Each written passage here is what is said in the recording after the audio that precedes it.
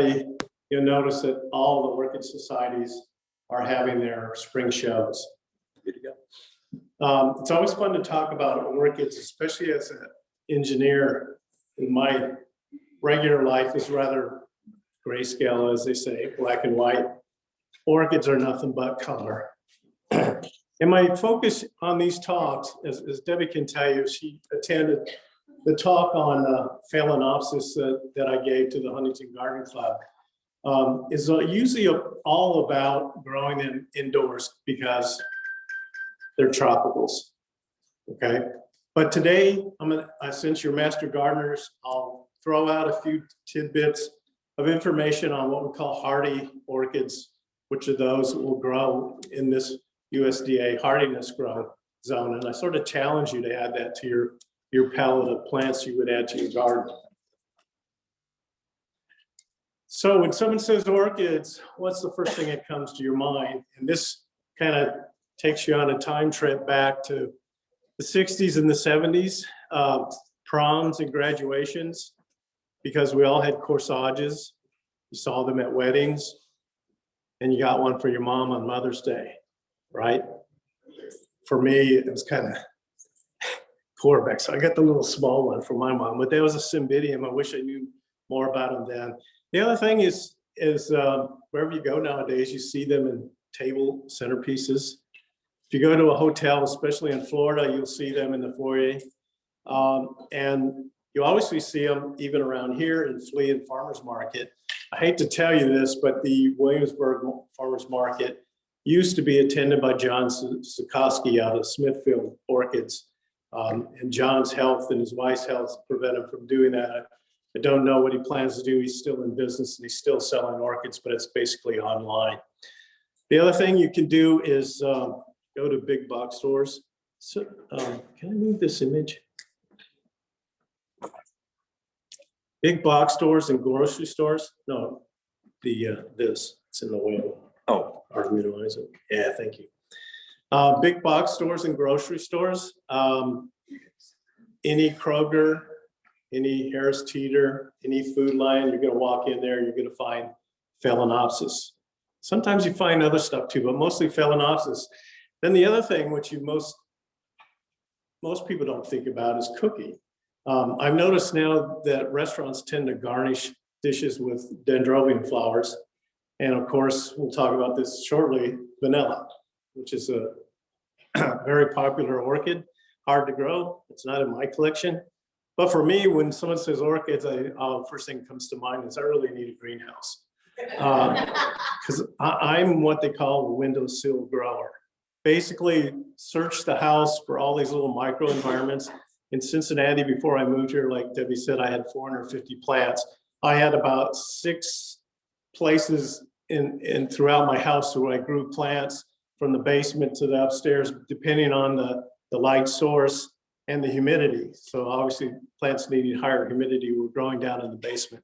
I'll talk about how to do that too.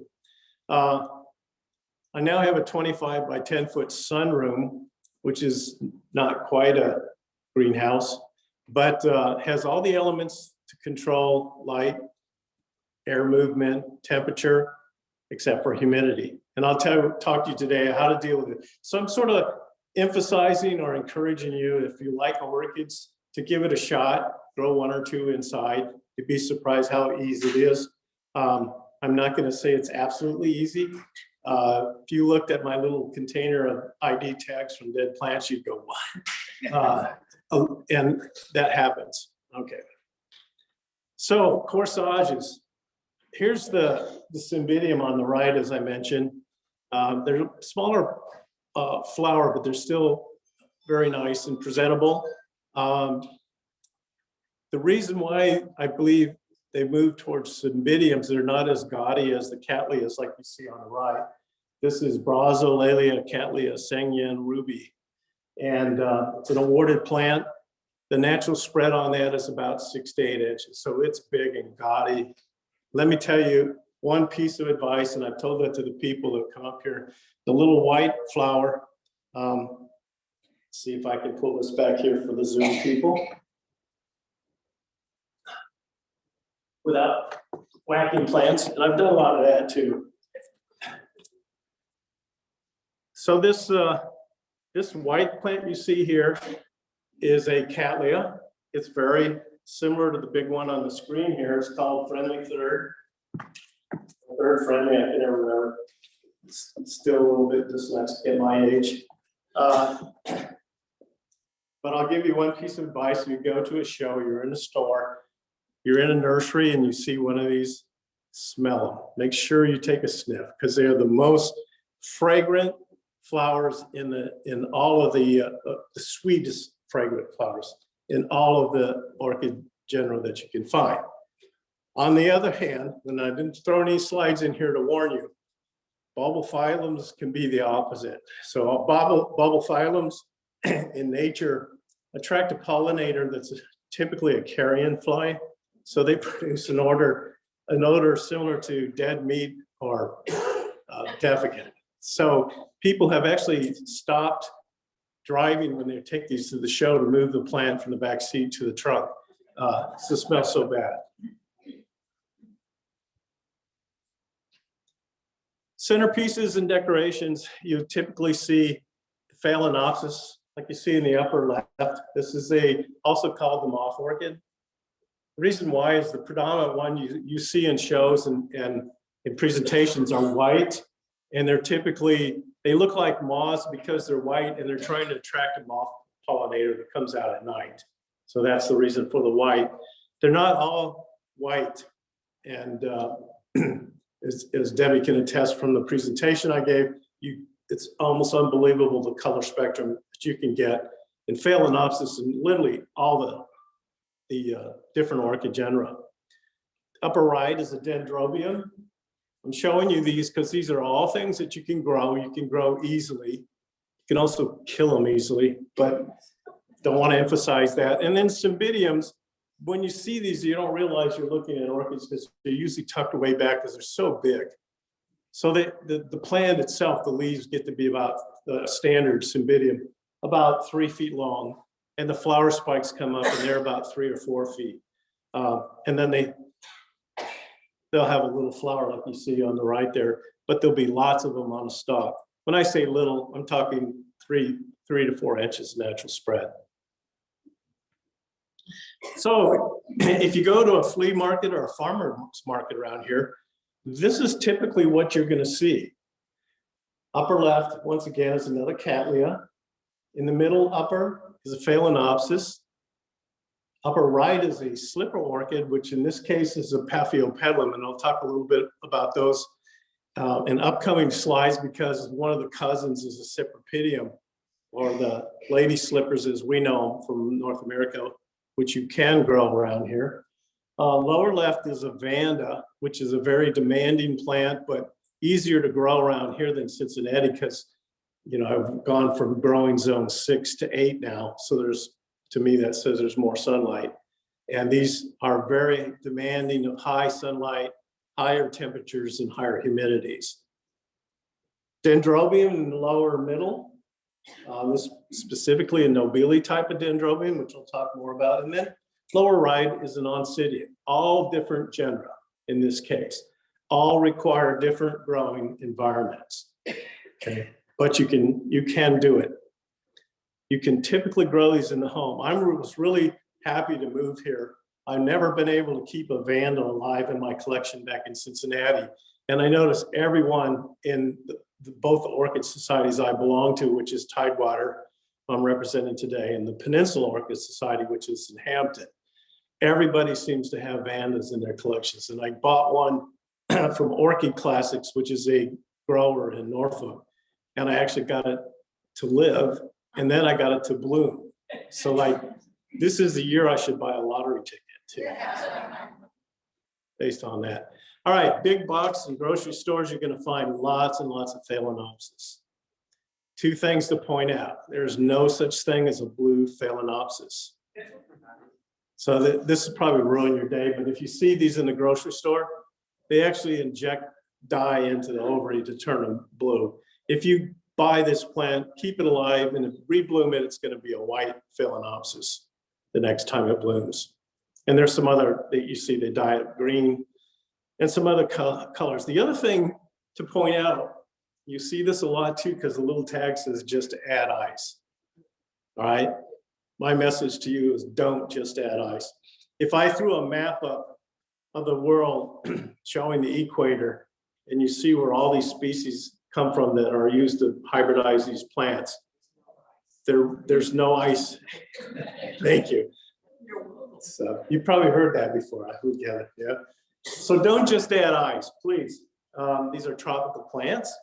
The ice, if it touches the leaf or the root, will kill it. The cells will die immediately, and that death sort of spreads back into the plant, takes the plant out eventually. I hate to say this, but that marketing scheme was taken from something that Robert Fuchs said, who was the past president of the American Orchid Society. In a society meeting, he gave a talk, and somebody was there, and he mentioned, well, if you're on the road, and I used to have this problem too, and your plants dry out, maybe what you could, he said, I think the word was maybe, you could put ice cubes on top of the potting mix. He didn't ever say, let it touch the plant. And they took that and ran with that and developed that marketing scheme. Those people made a lot of money, but as a result, a lot of people have killed a lot of Phalaenopsis. Having said that, I got to admit, there are some people who are successful with that, but they're aware of the fact that the ice cannot touch any living part of the plant. It will melt slowly, and it will keep the plant moist. All right, cooking means vanilla. What do we know about vanilla? There's 108 species of vanilla in the world. Vanilla plantiflora is grown commercially all over the world, and this is the flower from that produces the fruit that we use as are called vanilla bean. And you can see the lower right was, I'm not sure where this is in South America or Central America, but they were growing dracaenas and not making any money off it. So they started growing vanilla, which attaches itself because it's an epiphyte, and we'll talk about that more, and needs a structure to support it. So they turned their dracaena farm into a vanilla farm. Good move, in my opinion. So how do orchids grow? I'm going to talk about 3 different ways. 2 are very obvious, and 1 is not so obvious because you never see people growing these in their collections. But the most obvious one, and most of the orchids we talk about, in fact, all but one of them here are epiphytes. So epiphytes attach themselves to a structure like a tree or a bush or a limb. They're not parasites. They don't take anything from the host. The host is just a structure that they attach themselves to. This particular plant is a dendrobium growing in the wild. It's not been placed there by a human. Got there naturally and developed. If I had this plant in my collection, I would say it's probably about 20 years old, okay? Maybe older. Terrestrials are the second most, okay? And this is where the challenge comes from. Terrestrials are basically like house plants or what you have in your garden, okay? When we pot them up for ourselves to grow them inside, we use a real airy mix because we grow so many epiphytes. The emphasis on potting is to get air to the roots of the plant, okay? So we tend to kind of goof up a little bit and do this for terrestrials too, but if you do them outside, you can be very successful in just a normal garden environment. The example I've shown you here is called Bletilla striata, okay? Or if you got Michigan bulb, or what was the other one? Breck came out recently. It's called a hardy Chinese ground orchid or something like that. So this is hardy in USDA zones 5 through 9, as you see here. I grew it quite well. Actually, I talked my neighbor into it back in Cincinnati, and she was so successful, I went over and dug up a couple clumps and moved them over, put them in my shade garden. I have them now in my shade garden in Carrollton, and the blossoms are gonna either pop open today or tomorrow, okay? This is unusual that they're up this fast and already blooming. They're normally just kind of two inches above the ground right now. Mine are 4 to 6 inches up, and they're spiked up, and the buds are about ready to pop open. This is a beautiful plant. I'll point out the, what's it called, the CNU Landscape Conference that's coming up this month. The Peninsula Orchid Society will be there with a table, and they'll be selling these plants at, I think, $5 a pop. Don't quote me on that. They haven't decided on a price yet, but we're battering that around. If you go online from any of the catalogs and buy this, they're about $12 a pop, and you have to buy 3 of them usually. Okay, so you're spending, you know, about $40 to get 3 of them. You can see the flower lower left. It's a beautiful flower. It's about 2 inch to 3 inch spread, depending on how well you do. Like I said, put it in your shade garden. Most hardy orchids like acidic soil, which is, I guess, no problem around here, right? I'm going to talk about that some more later on when I talk about cypripediums. This has a another, this is a species. There's another species called Ocracia, the ochre bletilla. I'm so screwed up trying to pronounce it because my roots, growing up, I learned to speak Spanish, so I just want to call it bletilla. And I looked up the correct pronunciation, which is bletilla, and it doesn't roll off my tongue. And make the matters worse, I'm half Hungarian, so go figure. All right, and the last category are lithophytes, which mean they like to grow on rocks. So I've yet to see anyone have this set up in their collection, but it does work.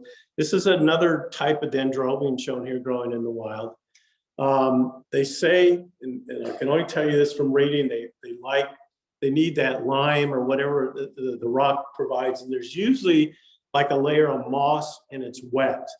So it's got all the ingredients it's looking for. It's not like soggy wet, it's like moist wet all the time, okay? Keep that in mind, soggy is bad, okay? Wet is okay, but soggy is bad. All right, so let's talk about it. Go back to epiphytes and look at the parts. We have the flowers, obviously, but the flower comes off an inflorescent is the name of the flower spike. And it's really difficult with cattleyas because they form an inflorescent first. That grows out, and then it forms, well, back up. They form a sheath first, and then the inflorescent, the spike pokes through that. Then it forms buds, and then the buds swell up, and they finally pop open. That whole process can take a year with certain cattleyas and other orchids, other genera. But so you can't hardly see the inflorescent here, but you can see the leaves, and the leaves are attached to these fat little things called pseudobulbs. Okay, so the pseudobulb's function is to it's like a water reservoir for the plant, and gets these plants in the wild through the drought season into the monsoon season. It's their basic function. They also tell you when your plant's being abused and on the verge of dying. So you want to keep them green and plump. Very easy. The whole mess is potted up, as we say, in a potty mix, which we'll talk about the details later. Potty mix is usually a combination of bark fern, a fern bark, perlite, and charcoal. But there's other ingredients you can add too, just to make your orchid friends jealous of your potty mix. It's been done. You pot it in a pot with good drainage, and then underneath that is a dry well, which I'll talk about more details later. So this is a cattleya, but you see in the identification LC Sheila Lauterbach Equilab. So the LC, the L stands for Laelia, C stands for cattleya. In this alliance, the Cattleya Alliance, you have cattleyas, brasavolas, Laelias, epidendrums, and cichlids. They all can be crossed together to make interesting hybrids. Some, as they say, are butt ugly, so you don't ever see those in the presentations. The Sheila Lauterbach is the Grex the name of the cross. So you can go to the Royal Horticultural Society webpage, look that up and find out what the parents are, when it was registered, who registered it. And then as you notice at the end is this thing in parentheses says Equilab. So that's the epithet or the clonal name. So this plant was apparently awarded somewhere by American Orchid Society or Royal Horticultural Society or Japanese Orchid Society. And in the process was given the name Equilab. So any division, a clone made from this plant carries that name with it. I don't know what it's like in your world with perennials and stuff like that, but I'm sure it's similar because we're using the same taxonomy, right? Okay. Is that a bad word here? Because it is in the orchid world. When you say taxonomous, everybody does this. It's offensive. All right, here's another way to grow orchids is to mount them on slabs. The Phalaenopsis you see on the left there is mounted on a piece of cork. There's usually something behind it too, like sphagnum moss to help retain the moisture. This is the ideal way to grow something like a Phalaenopsis because as you can see from my pink and white one here, which I'll bring up to the screen later for the Zoom people, it's growing straight up. So we've tricked it. And that's what we do a lot in the orchid world. We trick the plants because they don't like to really grow like that. And over time, that plant will kind of tip over and grow out of the pot. And it'll form about a 30-degree angle. That's how they grow in the wild, so that moisture, when it rains, never collects in the crowns of the leaves.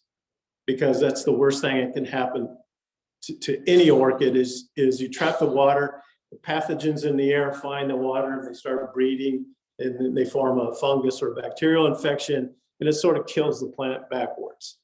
So especially people who go, get Phalaenopsis as a present or buy one at the grocery store, they take it home and it starts dying, it looks desiccated, and they go, oh my God, I'm not watered enough. So pour more water on it. Eventually they pull it out of the pot and they find out that the roots and the leaves are all starting to rot because it's been overwatered. So in nature, they grow at 30 degrees, like you see the one on the right, and the flowers are pendant.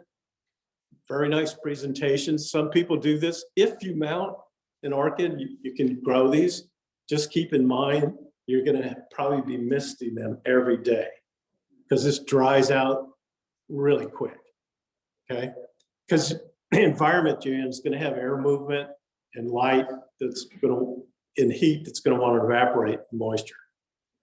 The worst thing that can happen, especially with sphagnum moss, it dries out completely. It starts to kill the plant because it can't get moisture to the roots. So just have to be careful and remember to mist it every day. That's what was tough for me in my previous life as an engineer. I traveled a lot. And so I couldn't grow mounted plants because they would, by the time I get home, they'd all be dead at the end of the week. So what do I need for my orchid environment if I'm going to grow these inside? You need light, you need temperature, you need humidity and air circulation. There's some more bullets I should have put in here. You need really good water too. That's probably the most also as important as these four elements. And a lot of people start out like this. We can see they have a place in their garage where they were able to clear the little bit of space off and hang some LED lights and put some plants in there. And before you know it, they moved up. Now you can tell this guy has just finished this new growing environment. What's the clue? It's clean. There's only one plant in there. I guarantee you by the end of the week, he's probably trying to think of how to squeeze more plants into this. He or her, I don't even know who did this one. But these environments you can build yourself or buy are very nice because they're all computer controlled now. The lights come off and on. They have fans that come off and on. They have their ultrasonic humidifiers inside them, temperature control. They're just perfect, okay? But you see, it actually takes up more space than what he needed before. Okay, how about light? So here's just a list, a sample of different genera. You can see at the top is Brazavilla, and below that, Cattleya, then Epidendrum, then Laelia. I'm just going down the list. and Sophronitis. Those are all cousins, are all in the Catley Alliance. And look at the range and the light requirements. This is foot candles that you see here, okay?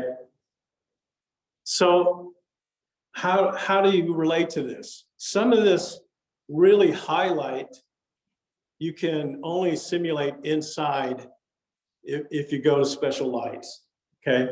But if you go to the Phalaenopsis, which as you see is down towards the bottom, look at the light requirement for that. That's why Phalaenopsis is so popular to grow inside, is the light requirement is not as severe as for some of these other genera, okay? Basically a bright room. You don't even need to put them by the window. And if you do put them by the window, you have to be careful you don't start burning leaves, okay? Now, a Vanda, which is at the very bottom, you can see goes out to like 4,000 foot candles. How many people, everyone understand foot candles? Or if you're a lumen person, put your hand out. Okay, so for the one lumen person in here, so just multiply by 10.67, right? So we say in the engineering world, just multiply by 10. So all these numbers go up by a factor of 10. Now, how does this relate to gardening, right? So shade gardens are, now correct me if I'm wrong, I did a search last night, 1,000 to 5,000 foot candles. And that's based on shade cloth. So it's 50% to 90% shade cloth represents that light range. This is important because what I already mentioned about the Lutilla, and I'm going to talk about cypripediums too, which you could add to your gardens if if you like to be challenged. Okay, some other plants in here you can see are low light, high light. Paphiopedilums, which you see kind of towards the bottom, they demand a little bit more light, but that can be done easily artificially, especially now with the new LED lights that have come on. Okay, so going back here, these used to be inflorescent lights. Problem with those is they're expensive and they actually generate heat. So that was a very nice thing about the introduction of the LED light. You can get more lumens out of them with no heat and at very cheap cost. So they're being adapted very fast into the orchid growing world if you grow inside. Here's my solution. If you want to do this, go to any of the big box stores and buy one of these wire stands. They're 4 feet wide, right? 6 feet high. You can get 2 to 3 shells on them. This was down in the basement because the basement is higher humidity. Not high enough, but higher. See all the elements in here? I've got fans for air circulation. I've got overhead lights, which were inflorescent. The fans and the light are on the same timer. They basically run about 13 hours a day, okay? What's unique, if you see on the bottom of a seedling trays full of pea gravel, which could be from your old aquarium that your kids quit using, works just the same. This is called a dry well, and you add water constantly. In my basement, I could fill water up to the top of the pea gravel, and in 2 to 3 days, I'd have to refill. Okay, through the winter time when your furnace is running. Summertime, that wasn't as bad. But that's how I kept the humidity up on this plant. The lights, the inflorescent lights were fine. Looking at this, you probably don't recognize any of the genus, but these are mostly plants in the Oncidian Alliance. They're also a finer root plant, so you treat them a little bit different than the Cymbidiums, whose roots are massive. When people repot Cymbidiums, they yank them out of the plot, and they usually have a machete or a big cleaver, and then they just whack the plant into pieces with no worries. All right, so what do I have to do if I want to grow orchids inside? So find a good growing environment, like I did. I hunted all over my house. Now it's easy. I got a sunroom. By the way, a lot of what's in the sunroom goes outside in the summertime, and Mother Nature does a much better job than I do taking care of orchids. My Oncidians, however, stay inside. In this growing environment, you would stew them in the heat, okay? And I live right on the water too, so I have a constant breeze, which is really nice. keeps things a little bit cooler, but it dries it out faster too, right? Occasional misting. If you mount the plants, you're gonna, occasional means every day, all right? Otherwise, it means maybe once or twice a week. Water, and then the phrase we like to use in the orchid world, how often do I have to water? What we say is weekly. So once a week with a very weak solution. Remember, these plants are growing in the wild. There's nobody out there fertilizing them. Maybe the squirrels or the birds, occasionally something finds its way. But for the most part, it's just pure water. So our fertilizer is very weak. So once a week with a solution, a fertilizer that's very weak, we do a weekly watering. How you do that's different. When I had 450 plants, I was just like, production. Nowadays, I can take it to the kitchen sink if I want. If it looks like I'm getting salt buildup, which is usually indicated by brown leaf tip, then I will flush the plant by running water over it. It's harder to do now where I live because our house is on a well and the water is naturally soft. So it's got a little bit higher salt content in it. So I collect rainwater and I use that when I can if I really need to flush. Repot. That's for people who like to procrastinate, this is gonna kill more orchids than overwatering, is forgetting to repot or putting it off. When you finally pull that dead plant out and you see all the roots and you go, oh God, I'm a year late. And I honestly made that mistake too, because I just didn't know the plant was growing that fast.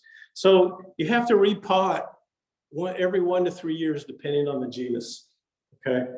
And the potting mix, because not everything is pine bark. Some people use the moss, sphagnum moss. Some people grow hydroponically. Our Phragmipedians, which we'll talk about later, we grow semi-hydroponically with leca balls. So never have to worry about them. They don't break down, but they do grow algae and stuff like that that needs to be washed out. And then the most important thing is the joy of the plant when it flowers. And I'll point out, if you do get an orchid and it starts to spike up, as soon as you see that little spike, don't move that plant. Or if you do like they do with the dead bodies, where they draw an outline so you can put that plant back exactly in that position. If you start moving the plant, rotate it, like I think it would get better light if I did this, the inflorescence is gonna kind of follow that motion, and you'll be really sorry you did that, especially with Phalaenopsis. They like to make a nice arching branch that are inflorescent with branches on it, and all the flowers you can see will line up nicely like little soldiers.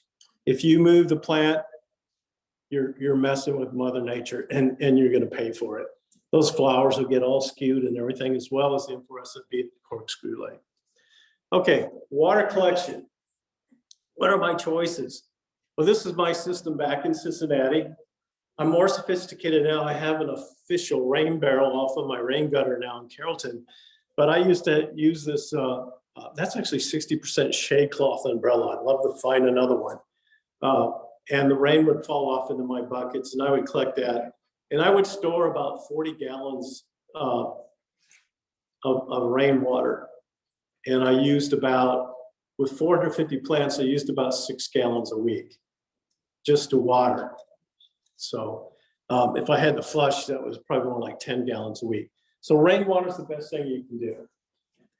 If you don't have rainwater, RO, reverse osmosis water, is okay too. But let me point out one thing about RO water. It's not buffered, so if you put the fertilizer in it, it may not go in the solution and you may be just flushing fertilizer down the drain, okay? That's the problem with RO water, but it's a good second choice. Tap water, don't use it unless you check it first for salt content. If you have a TDS meter, check it out. Also, pH probably doesn't hurt, but I would tell you that if you're drinking it, plants won't mind it either, okay? Don't use salt water. Why? Because salt content.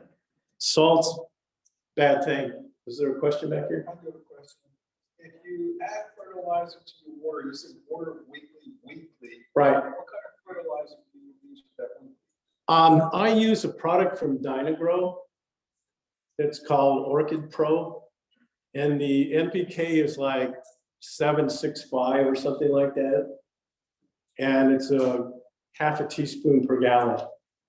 And of all the fertilizer I've used, that is the highest concentration. Get it on Amazon? Yes. My wife does. Good thing, you know, when you said that, I'm scrambling. Who ordered that? That's my wife. Yes, she got it on Amazon. I used to deal with them directly. They used a picture of one of my plants for a full page ad one year. And they gave me a whole bunch of free stuff as a result of that, I guess, to pay me off. Dynagrow is a fertilizer company in San Francisco, and they do specialize in orchids, but they're not the only ones. I think Schultz makes something. And places like Michigan State University makes a special one for tap water. So, all right, what's a dry well? So I had a great reaction at the Huntington Garden talk when I explained the dry well. The lady says, "Oh, dry wells are mostly wet," and she's right. So a dry well is, as you can see here, is the container below this plant. This is a Paphiopedilum or a slipper orchid. I'm going to talk more about those in a minute. And it's basically a little tray with, like I said, pea gravel or aquarium gravel that you fill up with water right to the top, and the plant sits on that. So the roots aren't sitting in water, but you have this water around that. You'd be surprised. I brought my humidity gauge, and we did this during the talk.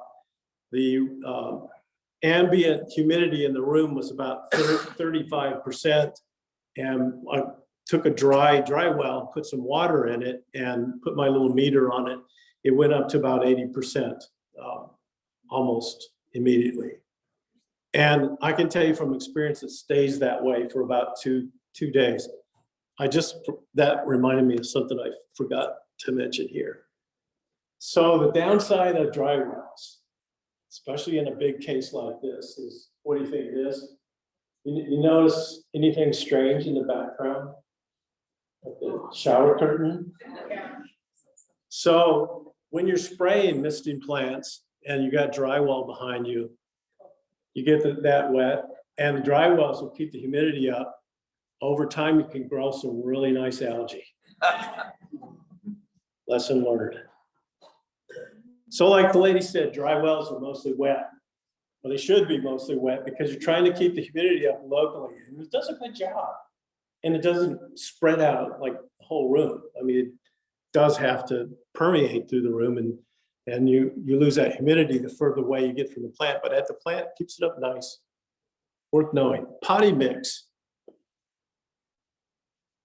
So potting mix, like I said before, is something you have to do. Repot, something you have to do every 1 to 3 years. My slipper orchids, the Paphiopedilums, just the Paphiopedilums. I do them every year regardless. So let's see if we can get this for the Zoom people. This is a typical bag. I'm going to pass it around. It has fir bark in it, which is getting harder and harder to find. Luckily for us, there is a company in New Zealand called Orchid that makes beautiful bark. Okay, and it comes in all different sizes, because your seedling plants and your fine root oncidiums need seedling size bark, which are very, very small. To your bigger plants with bigger roots need bigger bark. Okay. So the other thing you add to 3 parts of bark is 1 part perlite, 1 part charcoal. If you pass this bag around, you'll notice there's little styrofoam peanuts in it. There's little cubes of rock wool. I forgot the product name. And rock wool is nice to add because it doesn't break down like the bark does.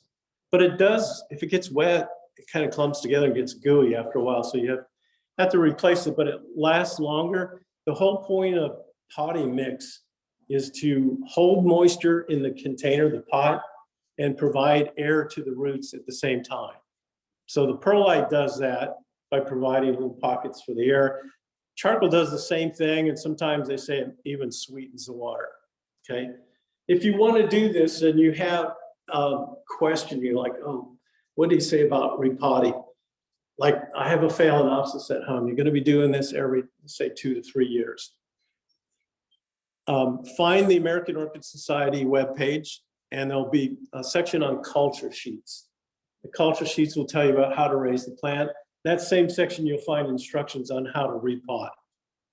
All the big growers like Carter and Holmes in South Carolina, I think Cruel Smith in Florida, RF Fuchs, they all have instructions online on their web pages on how to repot. And then on occasion, some of the local orchid societies will actually have potting bees where you can bring your plant in and do this. The most important thing to remember about repotting is to sterilize your tools. The worst thing to happen to any orchid grower is for your plant to contract a virus. Because once that's done, it's over. It should go right to the compost pile. Okay, there's no recovering from a virus in the orchid world. There's one slim way to do it. You can clone the plant, and the clones don't carry the virus theoretically, but that's a really extreme move. Okay, let's get into the colorful part of the presentation. First thing I want to talk about is cattleyas. We've already seen this big white friendly third cattleya, and that's a pure cattleya. The one I have on the left here is Brazolalia. So it's a Brazovola with a Laelia cross called yellow bird.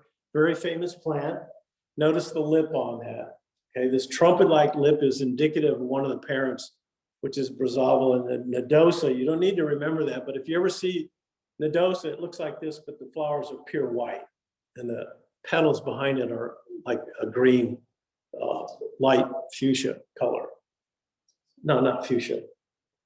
Light green. I'm not colorblind, I'm just ignorant of the words. And then on the right is more classic Brazolalia Cattleya Jeremy Island, which was produced by Carter and Holmes in South Carolina.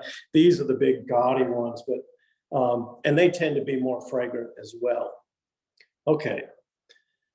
Some of the other cousins you see on the left is Epidendrum porpex. It's a little tiny flower, less than an inch spread.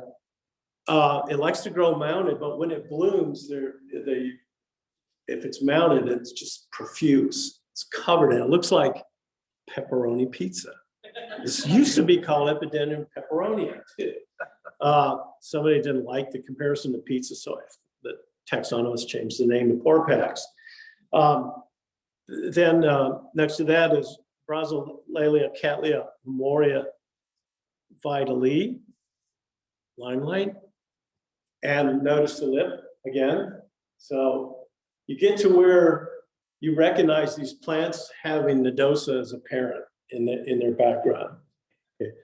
This one has it's a little bit bigger inside, but this is the bulk of my collection for Cattleyas, because this plant likes to dry out completely before it's watered again and can tolerate a couple of days of complete dryness before you water them again. Then you water them like the Dickens and let them dry out again, just over and over. They love it, okay? On the left, this is actually the old name. Okay, so this is Encyclia cochleata, which is now Prostachia cochleata, thanks to the taxonomist. You can see it. I don't have any taxonomist friends, if you're wondering. Podara, which is right next to that, and that's a combination, once again, it's got like 4 different genera in there now, but it's called an artificial hybrid because it's made from a different genus. And then we get into dendrobiums. All right. This is next to the bulbophyllums, the biggest group of orchids in terms of species. There's over 1,000 of these. The one on your left is Santana by Meta, which is what we call a nobile type of orchid. Okay, nobile is the species that's the parent that's in every one of these, and they have this traditional shape to them. That's about 1.5 inches in spread. It has a beautiful dark pastels, the light pastels colors in the throat, and even on the blush on the tips of the petals and sepals. Okay. In contrast to that, you see on the right is Dendrobium green lantern, which is a really close cousin Let me see if I can get this. There you go. There we go. To this plant. This one, these two share one of the parents, Dendrobium cueantum. This is Peng Sen, which is greener than the green lantern. So instead of calling it greener lantern, they call it Peng Sen, but that's my take. Not fragrant, by the way.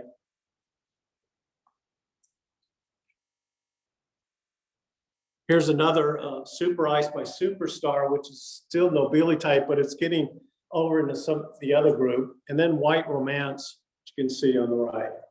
These plants like to go outside in the hot summer, but they don't like to come in until the nights are cool, like in the lower 50s. In fact, they probably go into the 40s as well. Some orchids, believe it or not, like the Cymbidiums, actually need a light frost to shock them into blooming. And it's hard to leave them outside. Commit yourself to do that. All right, Phalaenopsis. All right, this is the most commonly bought or sold and bought. You see two colors here, Phale, Wedding Bell, and Tumbling Dice. All these pictures are plants that I've grown in the windowsill environment, okay? The one I have today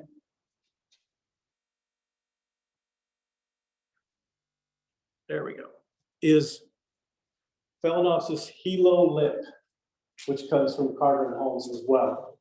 And I stumbled upon this at a show, and where the price was ridiculously low. And I want to tell you what that is, because that's relative, right? It's ridiculously low to buying it from Carter and Holmes. And I asked the grower, it wasn't Carter and Holmes, another grower, why it was so ridiculously cheap. They said, we lost all the ID tags, so there's no way we can prove this is Hilo-Lip. I said, but it's Hilo-Lip. There's Carter and Holmes is right across the aisle 10 feet away. I can show you Hilo-Lip. She says, I don't know. So I bought the plant, obviously. As a grower, you not only get addicted to the color and the joy of blooming them, but also good, cheap deals. There's nothing like a great feeling, and I did this once at Kroger had a plant, and I kept waiting for it to go on sale, and it finally got down to $8, and I bought it, and it bloomed at home after I bought it, and it stayed in bloom for a year.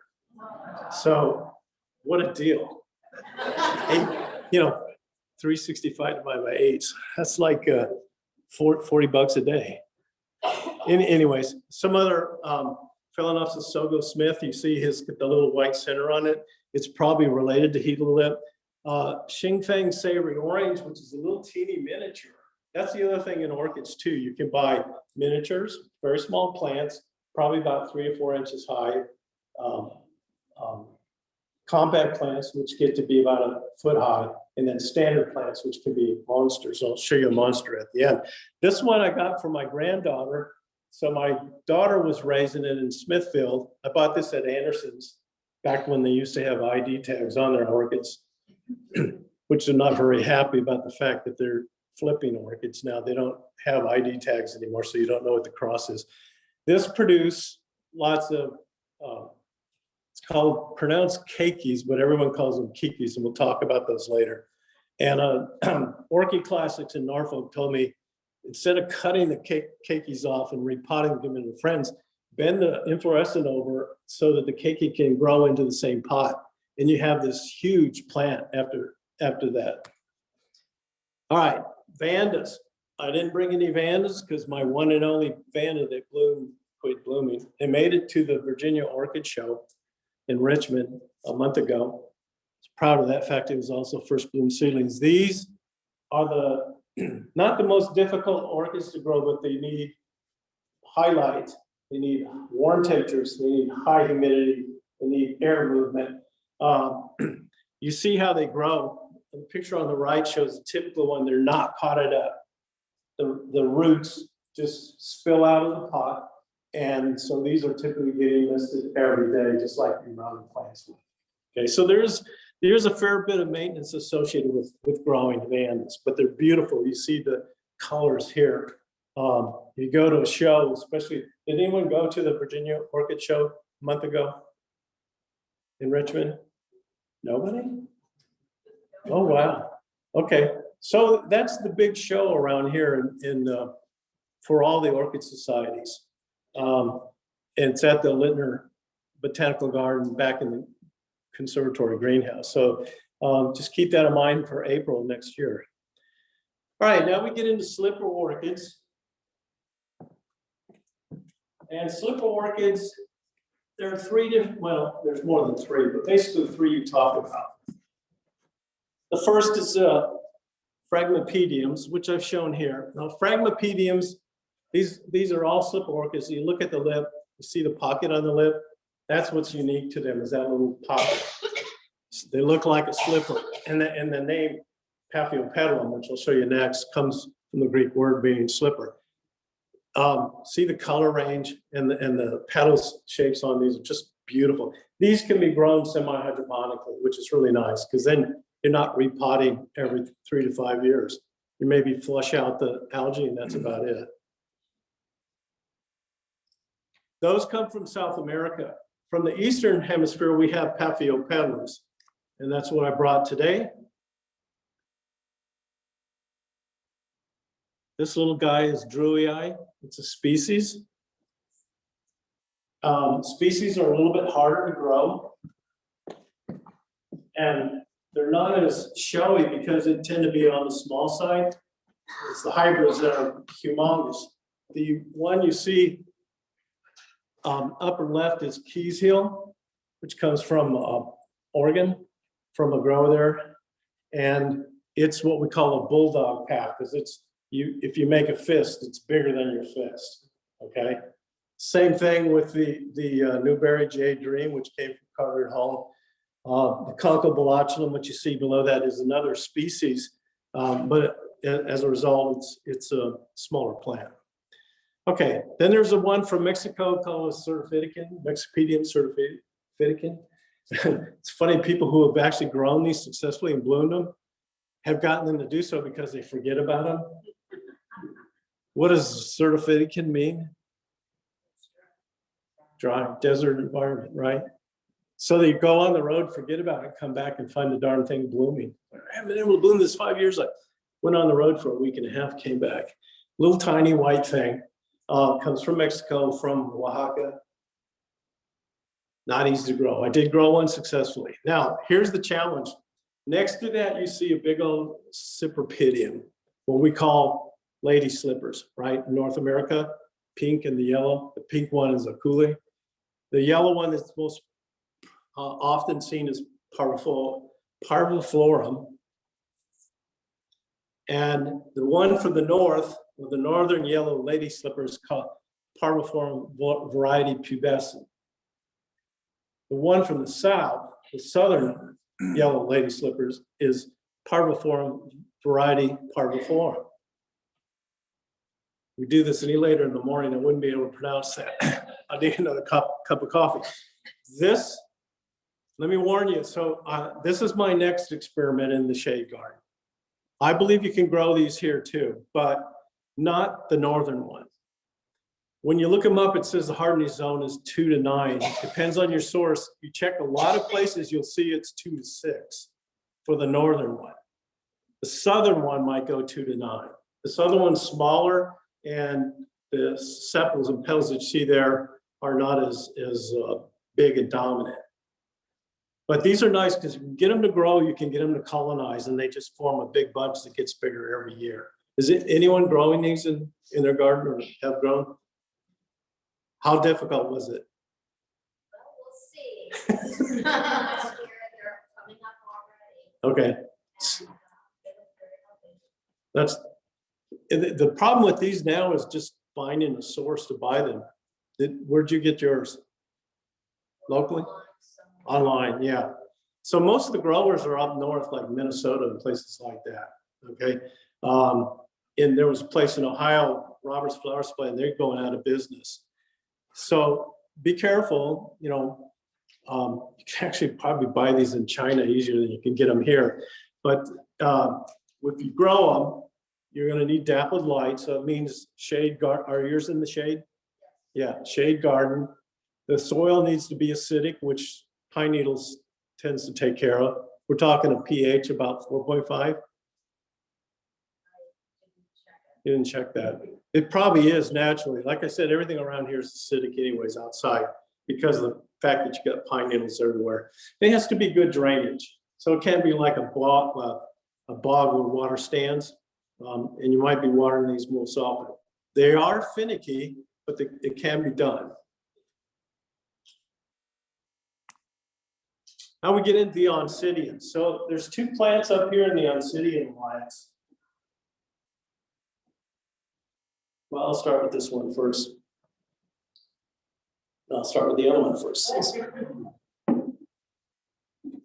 This guy looks kind of pathetic because he just made the trip from Ecuador as a bare root Oncidian. It's actually a Gomesa, but it used to be called an Oncidian. My friends, the taxonomists, took care of that. But anyways, this is your typical Oncidian. If you see them in the wild, they say you're walking out in the jungle somewhere and you come around the corner and you think you walked into a swarm of bumblebees. Okay, that's the typical stereotype Oncidian. This is a Gomesa, and it's still adjusting to being out in the light and repotted. It's potted in sphagnum moss. You touch it and feel it's nice. It's moist, but it's not soggy. I'll come back to the other one in a minute. So here's a couple of them that I've grown. Here's the neat thing. Everyone always asks me, does your wife grow orchids? No, my wife enjoys orchids that I grow, but she's fantastic at needlepoint. And she's taken a lot of these pictures and turned them into needlepoints, 8 by 11. In fact, she's a member of the Smithfield Women's Club, and her last orchid needlepoint is at the state level now of their shows. Just really neat. Here's some other ones. You see these weird names, Alicaria, Miltoniopsis shows up. So the Alicera has a genus that they call Odontoglossum, which is now Oncidian thanks to the taxonomists. Heard that story before. But Miltonia, which is a species, when it gets crossed with itself or anything, becomes Miltoniopsis. And that's this plant that I have. This is berry field. See if I can get this for the Zoom people. Okay. These are also called pansy orchids. They look like that. Wonderful, wonderful looking plants. The big thing that hybridizers are looking for is this waterfall effect in the lip of the plant. These are cold, well, I shouldn't say cold, cool growing orchids. So this you would never put outside, even in Cincinnati where I did it a couple of times before I learned my lesson.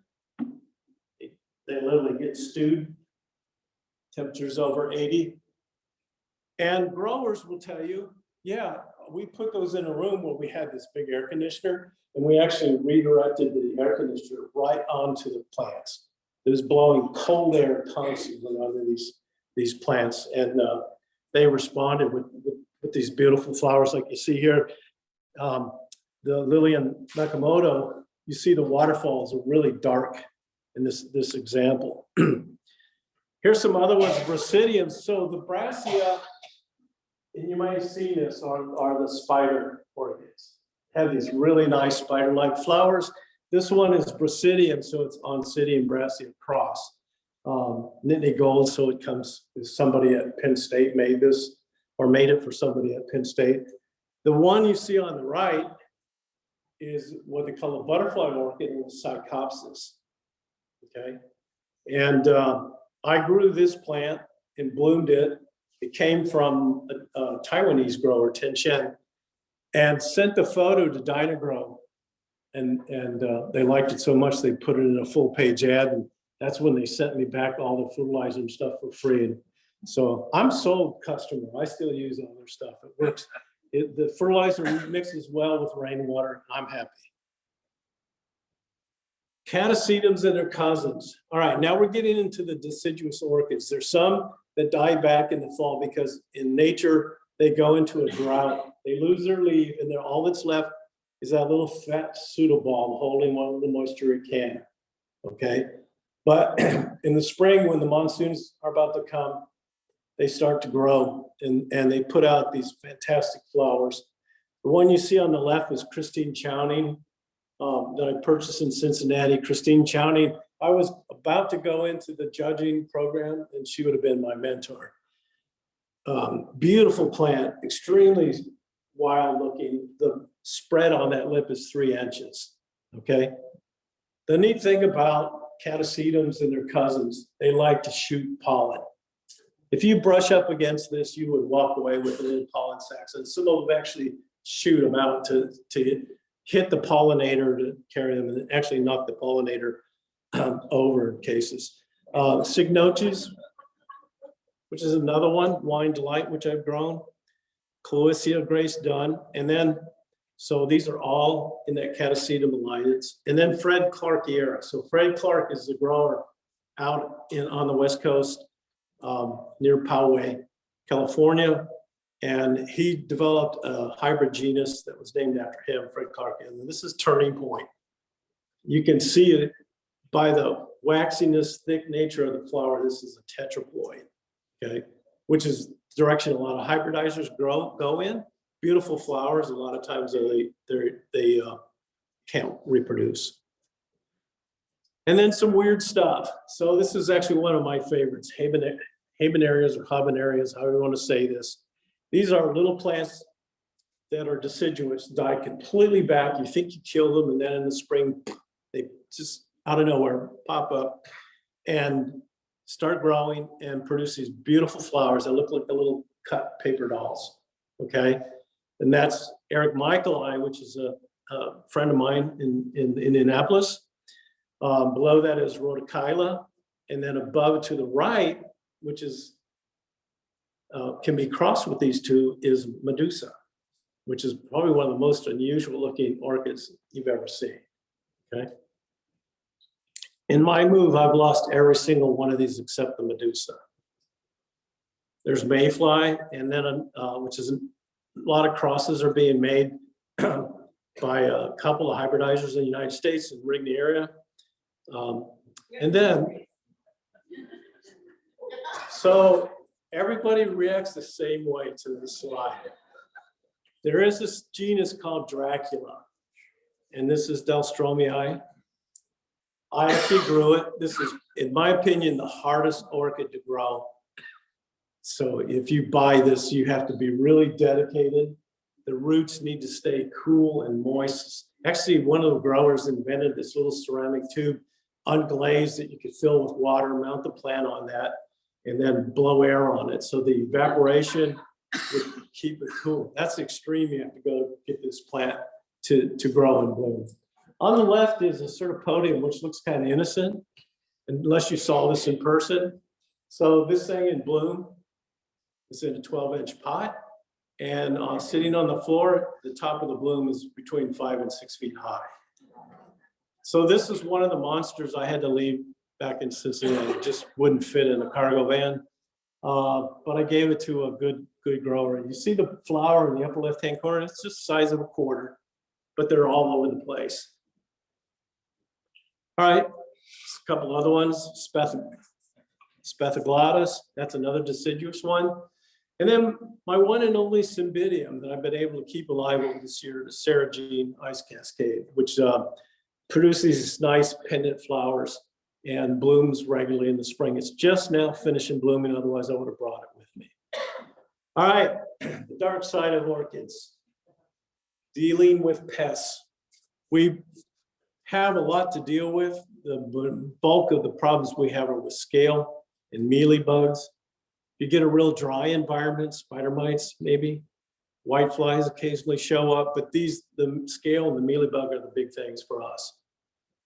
So what do you do about them? If it's a mild case, you get the Q-tips out and the rubbing alcohol, clean them off, check them again 5 days later, check them again 5 days later, check them in. Do that. In my opinion, people say, yeah, 3 to 4 weeks, you have it all. In my opinion, you need to do that the whole year. Just be persistent, all right? Mealy bugs are the same thing, treated the same way. They get so bad, they will kill the orchid, okay? Flowering. So I always get this question asked. I have an orchid.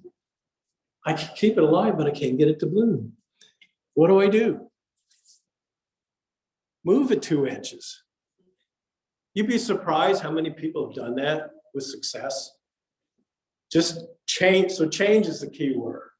Change the light, change the position, which means probably changing the light.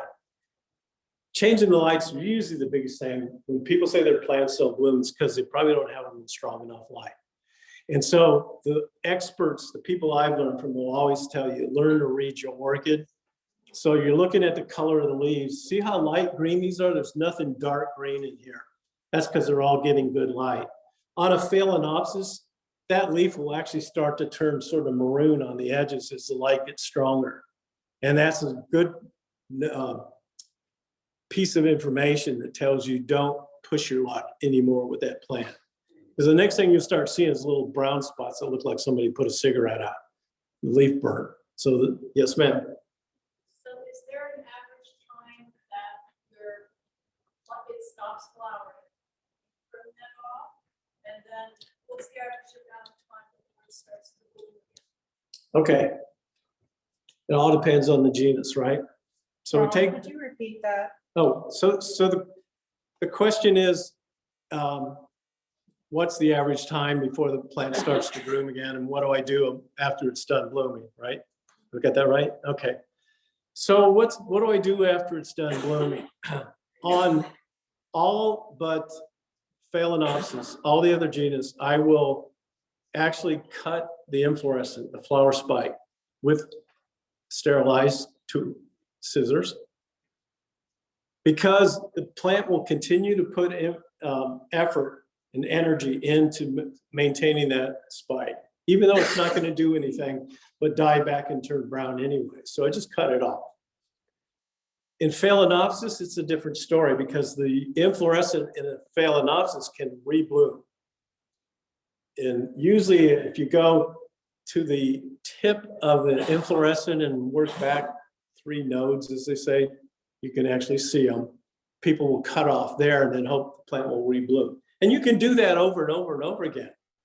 But you run the risk then of killing the plant over time because it's trying to maintain that bloom, and that takes a lot of energy and nutrients to do that. So I had that discussion earlier before this meeting even started. You have to make a decision at some point when to stop doing that. So I've literally done that with the Phalaenopsis. I bloomed it to death, okay? I'm proud of that fact. I enjoyed it all the way to the end, but you have to make that decision.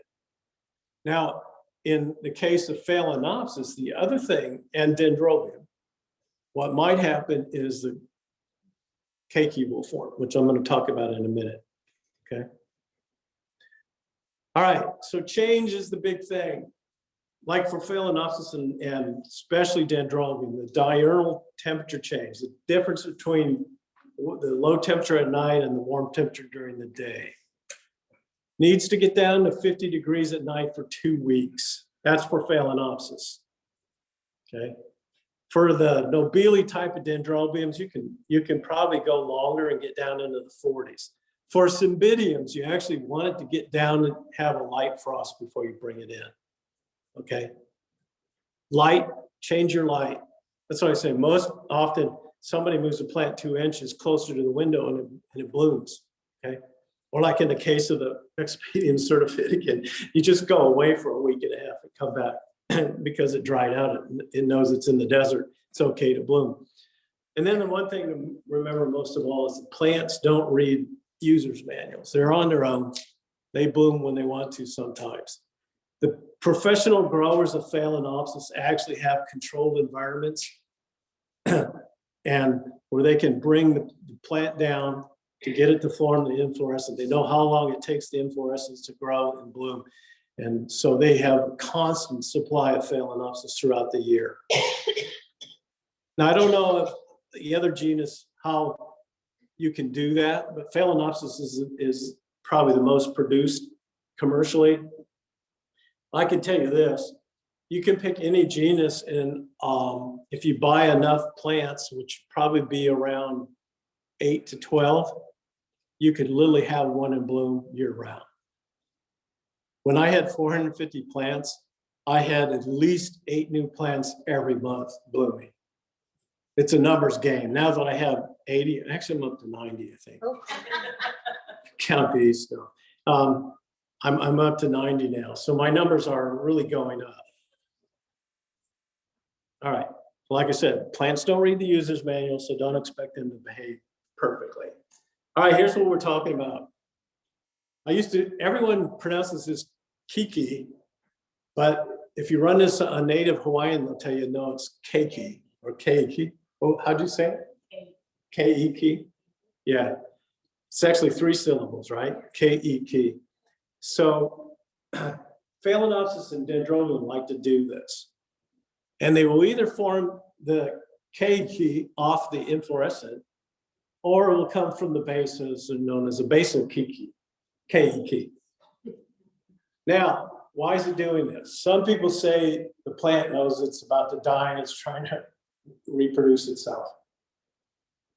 Other plants just do it naturally. My dendrobiums, especially my nobilia type, do it all the time. They're just thick. In fact, you can't see the base plant anymore. You just see the keikis. So what do you do when you have this? You celebrate.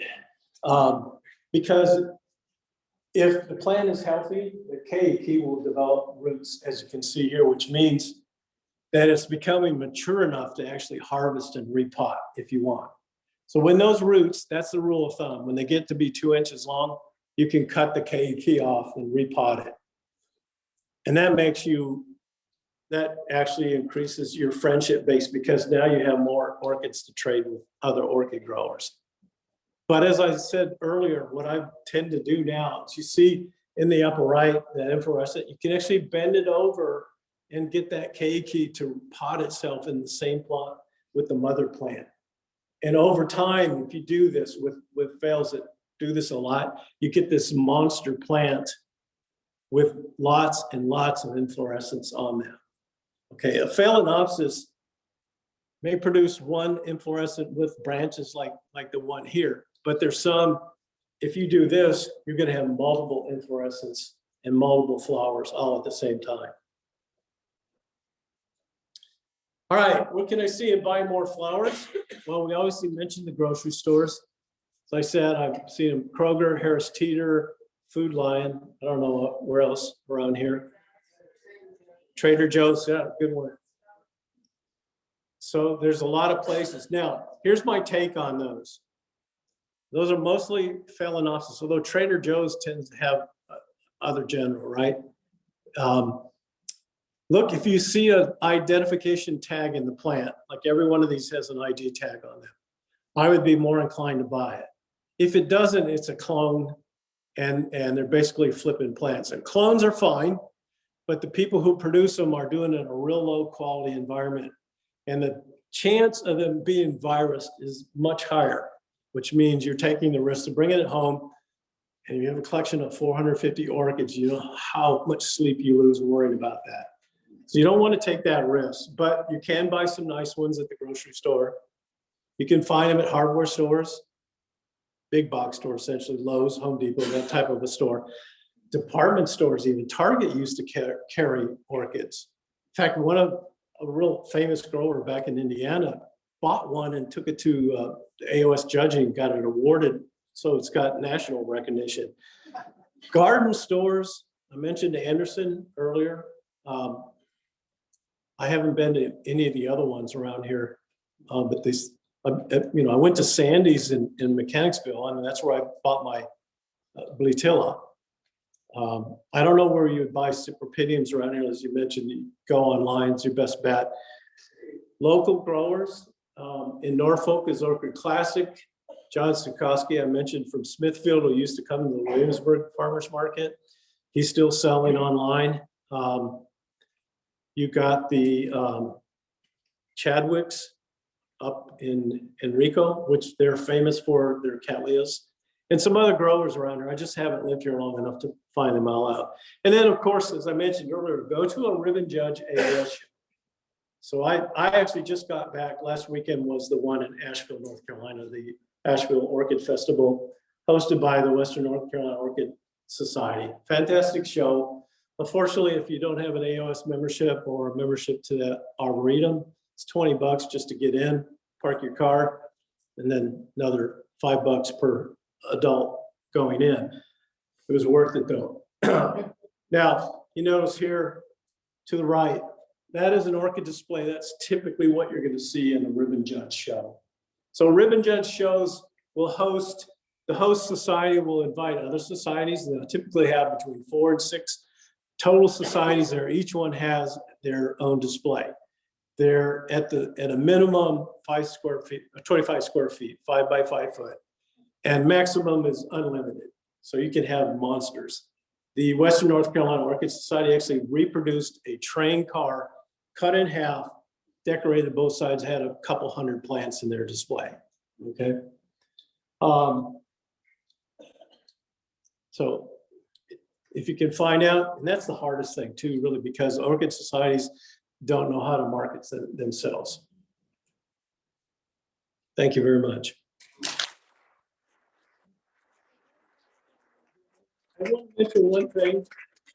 If anyone's interested, there's a book here by John Tulloch. See that orchid people. On growing hardy orchids. I think I bought it for $5. So this talks about cypripediums and the Blutillas and what have you, if you're interested. And Ron, we have a question from a Zoomer. Okay, I got a question over here. What was the question? Tulloch is Tullock. First name is John. This one. Okay, and this is on tips on growing Epidendrum radicans, red stem orchid, reed stem. Reed stem orchids. To start, and it's about 6 inches tall. It's how big? 6 inches tall. Okay, the question is how to grow reed stem orchids. Okay, reed stem epidendrums are in that Cattleya alliance. They are huge. I have some right now that are juveniles and they're probably 3 to 4 feet tall. If you go to Florida, this is the kind of plant you can buy at a garden shop. So down there, epidendrums will grow in your garden easily. How to grow them? You grow them just like Cattleyas, lots of light. So you want to put them in a southern or eastern window. Take them outside in the summertime. When you take them outside, make sure to spray them every day. Hose them down, mist them, whatever. Water them once a week. Repot them 2 to 3 years. You'll find that if they're happy, they're going to grow quickly. The roots will fill up the pot, and you'll actually know that by when you go to repot. If you have a difficult time getting that plant out of the pot, that's a good sign that you have a healthy plant. It's not going to be fun for you because you want to minimize the damage to the roots when you repot. I didn't talk much about that today, but that's the key to being a successful repotter, is to minimize damage to the roots. Because when you do that, you're going to have new growth in roots and new growth in leaves. So repotting is a key element that most people forget about. And like I said, because of the breakdown in the bark mix and the fact that the plant is growing, you have to repot every 2 years to 3 years. Thank you very much. Thank you. Everyone, thank you.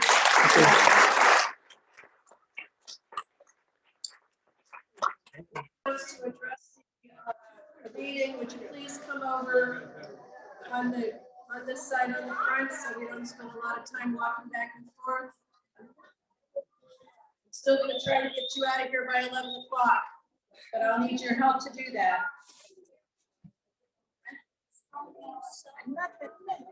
Yeah, I'm sorry. Can we sit down so we can get started?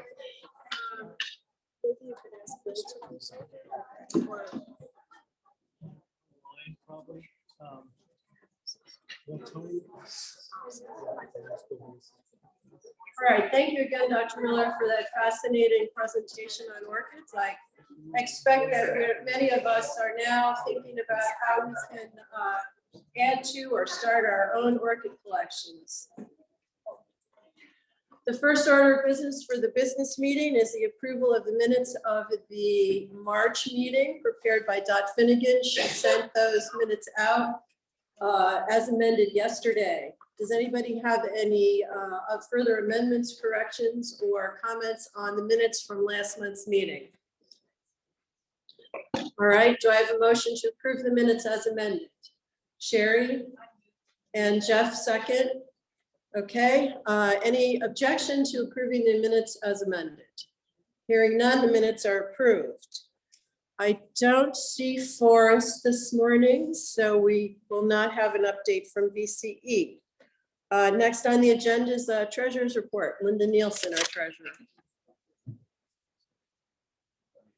And Linda did send out the treasurer's report to everyone yesterday, so hopefully you had a chance to look at it.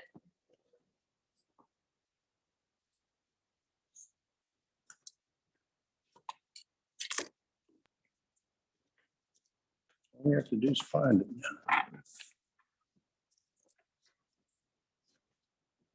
Bingo. Good. That's only, that's the back, the last page. That's the only page I got. Right there's what I got. Okay, that's it. That's it. Okay. Thank you, thank you. The bank reconciliation, we started out with $40,000. We can't hear you. We started out with like $40,000 in the bank account and ended up with 38,000. There was we did a nature cap scholarship. We did pay that out of $1,990.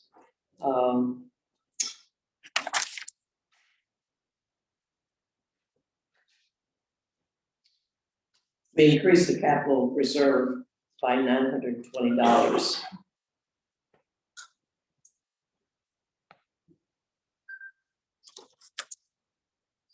So that's the off of that. Are there any questions on any of the notes? Okay, thank you.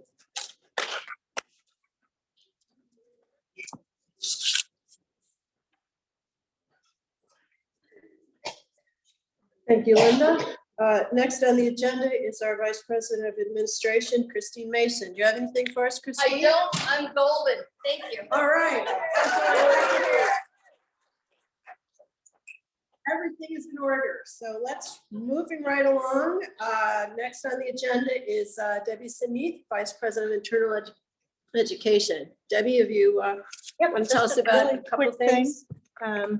Yes, in May, we will be having Janae Campbell. She's from the Butterfly Society of Virginia, and she's going to be giving us an overview of the butterflies that are in our area, in the Tidewater area, as well as what they eat. She actually raises butterflies and has for 20 years. I think it'll be a fabulous talk. I recommend that you all try to attend.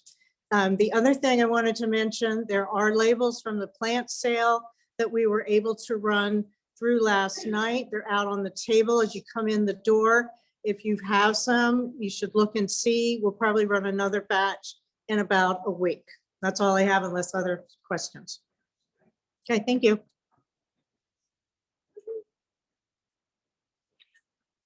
Thanks, Debbie. And I also would commend to you the occasional emails that you receive from Debbie when she learns of other continuing education opportunities. I believe there's one coming up on trees in the next couple of days that you sent out.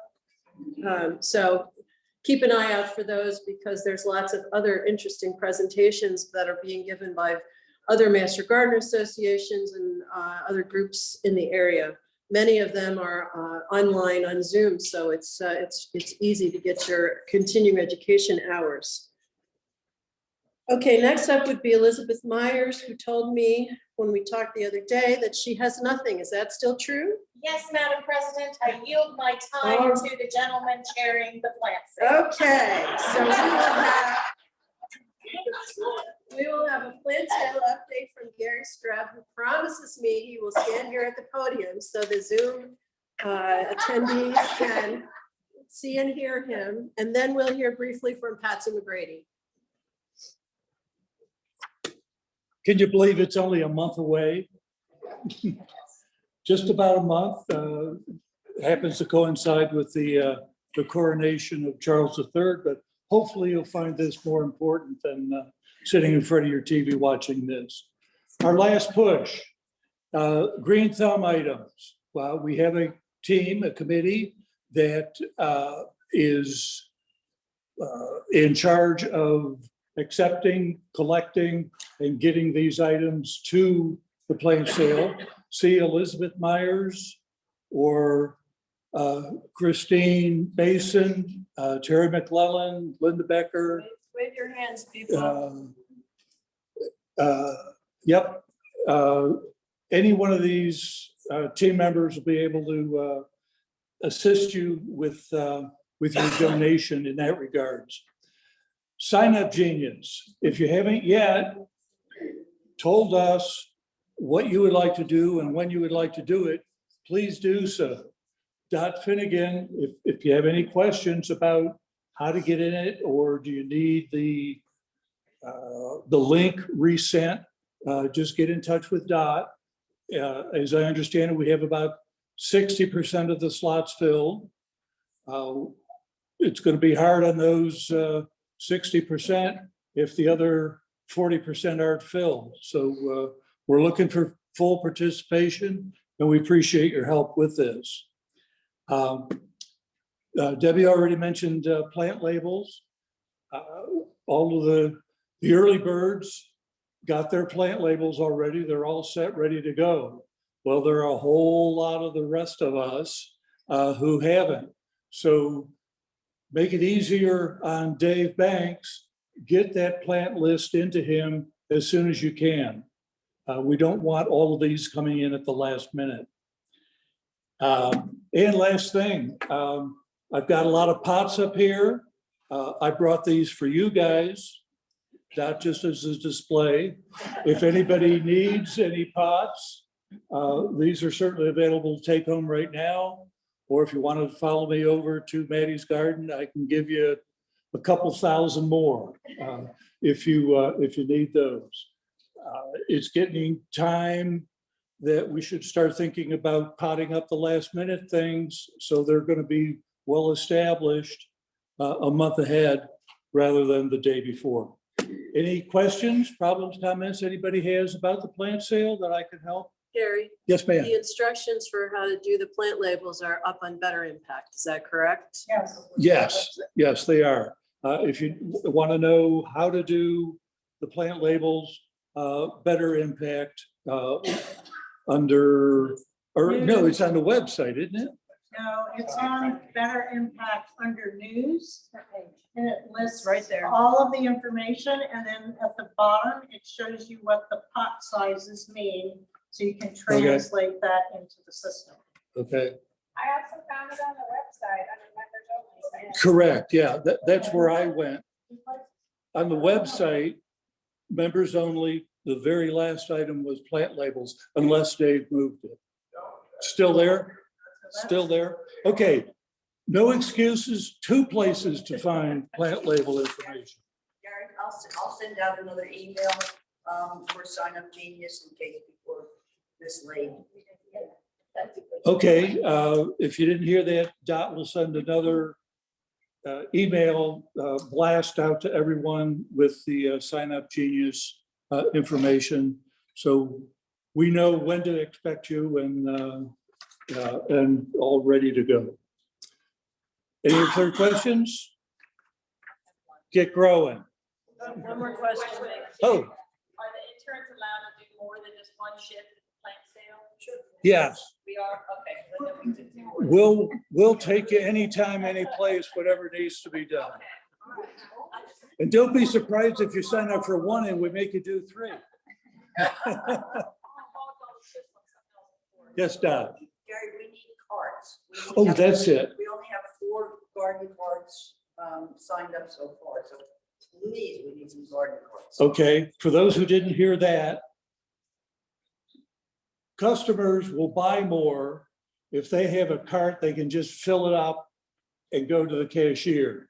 If they have to carry 1 plant around, you can only carry about 2 or 3 max. So we want ideally everybody to have a cart.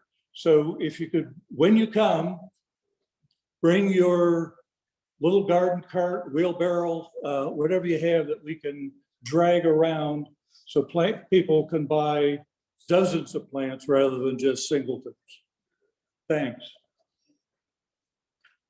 That's it.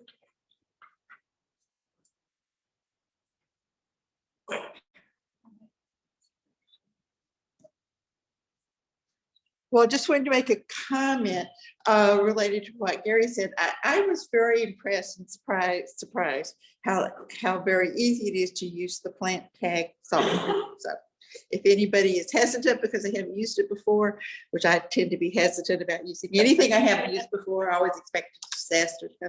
It's really easy. So, the reason I'm up here though, I took the water training class with several of our other colleagues here last fall. And as you're aware, you have to do a 20-hour project after that. So a group of us are doing something called Water Matters. And as part of that, we are developing, our goal is to develop a project for master gardeners that will be called Water Matters.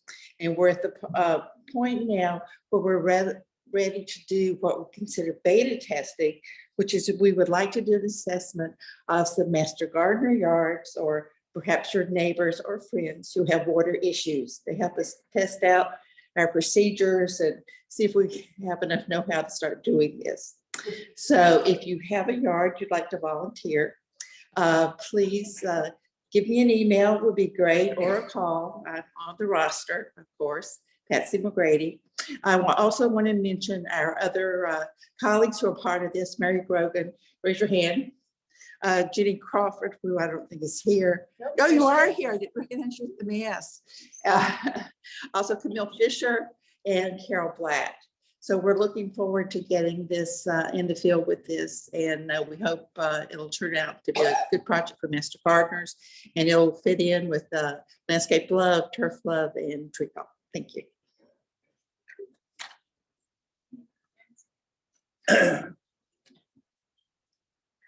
All right, thank you, Gary and Patsy. Next up is our Vice President of Communications, Marion Guthrie, who also wants to talk a little bit about the plant sale. Okay. I'm actually not going to talk a little bit. I'm going to basically not talk at all, but I do have these flyers and they say plant sale, woo! And I'm going to hand these out, and please take one at least, because you can post it at your barbershop or your auto mechanics, or you can, which I've done, of course, because I'm obsessive, put it in my car window so that when people are driving, they can see that we have a plant sale. So I'm just going to encourage you to take 1 or 2 or 3. You can take more if you want to, but take what you think you would post. And I know you will, when you pull into your dry cleaners and you think, oh, I got to put a plant sale. I ask them if I can post a plant sale flyer. I'm too embarrassed. I can't do it, but you'd be surprised. It's a way to make friends and influence people. So we want everyone to come to the plant sale. I guess I am going to talk a little bit more, just so you know, we are in the newspaper. We're probably going to be in the, I say probably because the Hey Neighbor magazine's going to run a free ad for us, which I think is really great. We're on radio with, what is it, 93.5, thanks to a donation by Steve Ewell. So we have our name out there. We also are going to have some big posters at the top of the driveway at Freedom Park on Friday, and of course on Saturday, that say plant sale. so people know to come. So we have gotten some print coverage. We've done well as far as posting internally. And if you think of someplace else, please don't hesitate to call me or bug me or do it yourself. I don't mind. But please take one or two of these flyers and post it in your car, which I think is the best, but anywhere you feel comfortable putting up a flyer. Thanks. Thanks, Marion. So I'm gonna give you a few. Yeah, everybody take at least a couple and be creative about where we can put these up. So we really want to get the word out on the plant sale. Joanne Sheffield has just a couple things briefly she wants to tell you about the Virginia Master Gardener Association. Thank you. Well, if you're planning on going to Master Gardener College, you might be wondering why you haven't heard anything. Originally, we thought we were going to hear something by the beginning of April. Someplace or another, I read that it was going to be mid-April, and that must be correct because as of a few minutes ago, there's still been nothing. And Kathleen Reed's bi-weekly message hasn't come out this week yet. And I hopefully it will be there. And if you're going to go to or Zoom on the Master Gardener or the Virginia Master Gardener Association meeting this Saturday, one would hope we'd hear something at that. It is from the 7th, if you're taking the special course, tree steward course, through the 11th of June. And the 10th of June is when they'll have the annual VMGA meeting. I'm assuming that nobody is going to Overland, Kansas, as I haven't heard from anybody. No, that's it. Thank you. Thanks, Joanne. Joanne sent the Zoom link out on Tuesday of this week for the April meeting of the Virginia Master Gardener Association. So you should all have that in your email box. All right, Vicki Rockwell would like to talk to you a little bit about the library series that she's heading up. Vicki?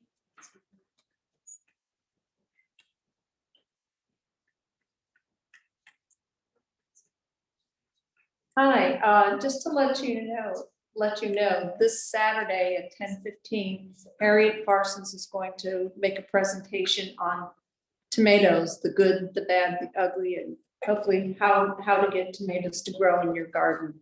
Anyway, she's our expert here on tomatoes. And so if you want to grow a good juicy tomato, it would be worthwhile to hear her presentation. The other thing, we have a presentation scheduled out through July, but if anybody is interested in presenting a topic to the library, please see me. We have openings from July to the end of the year, and we do need a few new presentations to get out to us and to the public. So if you have an interest in doing that, these are accruable hours. You can post them to build up your hour. Well, what am I struggling? Volunteer hours. Your volunteer hours. Thank you. The work that you do to make the presentation as well as the presentation itself is accruable. Anyway. Is that in this library? In this It will be at the Stryker Center, which is that way. And at 10:15, so I have to look north, south, east, west. So anyway, I hope to see you there. I did send out a notice yesterday. The notices I send out from Better Impact end up in my junk mail. So if you did not get it in your inbox, please check your junk mail. Thank you. I'm gonna interrupt real quick because we ran out. You guys are great. Woo! So if you need a flyer, You can print the flyer out.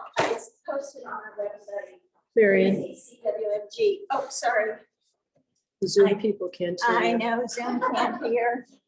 Zoom people, you can print it out. It's online at jccwmg.org. And there are two right there if you need them. Those folks at home won't have the opportunity to get the nice paper ones, but cool. Thank you guys for your help and participation. Plant sale rocks. All right, I was asked to remind those of you who have signed up for it that the Landscape Love Training will start immediately after the end of this meeting here in the auditorium. Is that correct? Okay, so consider yourselves reminded. Is there anybody else that has anything they want to discuss or mention to the association while we are all here? All right, nice and quiet today. Very good. I will entertain a motion to adjourn. Jeff Mellinger and who is Terry McLennan is seconded. Anybody objecting to adjourning at 10:52? We are adjourned. Thank you all so much. Great